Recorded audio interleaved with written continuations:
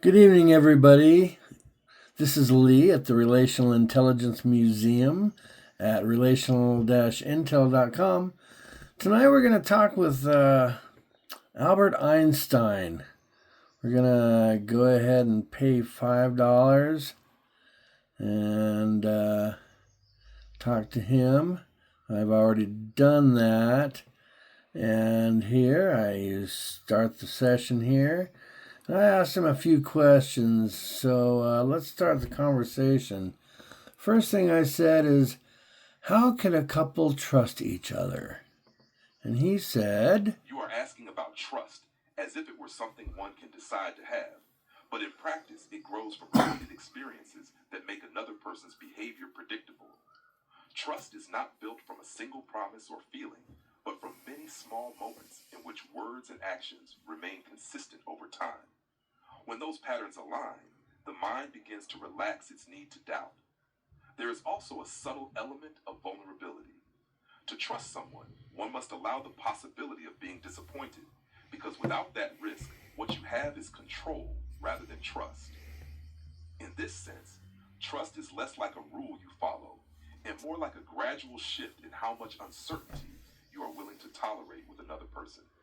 I wonder, when you think about trust, do you imagine it as something that should already exist or something that develops slowly through shared experience? well, and then I said, I think it's both.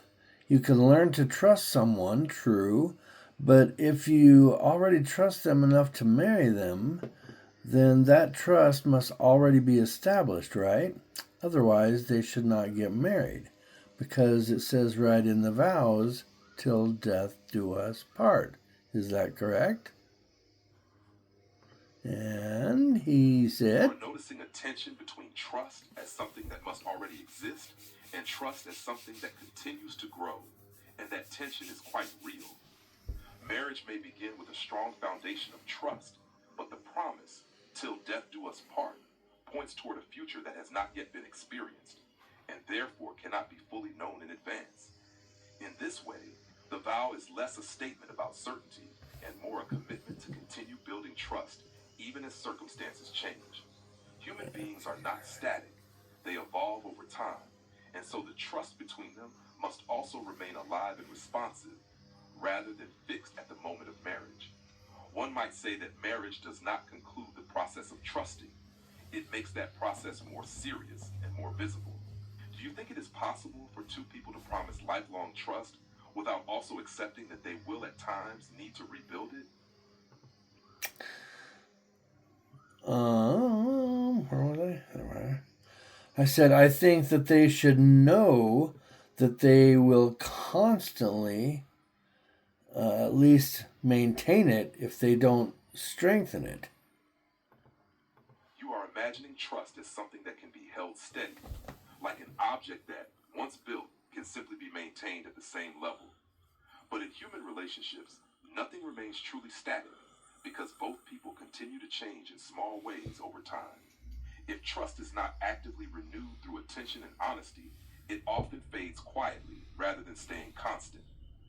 It may help to see trust less as something you have and more as something you do. Even maintaining it requires ongoing care. Small acts of reliability, openness, and understanding that keep the connection aligned with who each person is becoming. Without this, what appears to be stable trust can slowly become assumption. Do you think maintaining trust might already require the same kind of effort as strengthening it, even if it feels less visible? And I said, yes, being a person who tries to live the Scout Law motto and slogan, I believe that trust is a main staple in any relationship.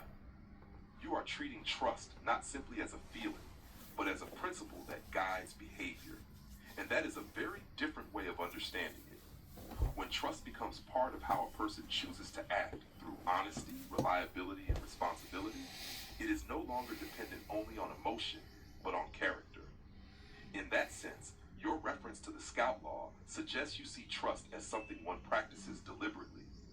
This view has a certain strength because it places part of the responsibility within oneself rather than entirely in the other person. Yet even then, trust in a relationship remains something shared. Two patterns of behavior meeting and reinforcing one another over time. I wonder, when trust is so central to your way of living, how do you respond when another person does not hold it with the same care that you do? Well, I said, all I know is that you have to be honest with yourself before you can be honest with others. You are placing the origin of trust within oneself, and that is a careful and important observation. If a person is not clear or truthful about their own thoughts and motives, then any honesty offered to others becomes uncertain, almost unstable. In this way, self-honesty acts like a foundation upon which trust with others is built. But there is something subtle here. Being honest with oneself is not always simple, because we often prefer comforting stories over uncomfortable truths. So the work of self-honesty is ongoing, not a single achievement, but a continuous adjustment as we notice where we may be avoiding something. When you say, be honest with yourself, how do you recognize the difference between a truth you are facing and a belief you might be protecting? I said a person should always question everything until they find the truth. It has been very nice hearing your point of view to this. Thank you, and we will talk again. It is good that you value questioning because it keeps the mind active and prevents it from settling too quickly into certainty. At the same time, one must be careful. If everything is questioned without pause, it can become difficult to stand on any ground at all. Understanding often grows not only from questioning, but from knowing when a pattern has been tested enough to be trusted, at least for a time. In science, we do not abandon doubt, but we learn to live with provisional answers, ideas that are reliable, yet always open to refinement. This balance between skepticism and acceptance is what allows knowledge and also trust to develop. When you continue your reflections, how will you recognize that you have questioned something enough to begin trusting it, even if only provisionally? Yeah, he doesn't like to say goodbye. He just keeps asking me questions. I guess he's a inquiring mind. Yeah, he is.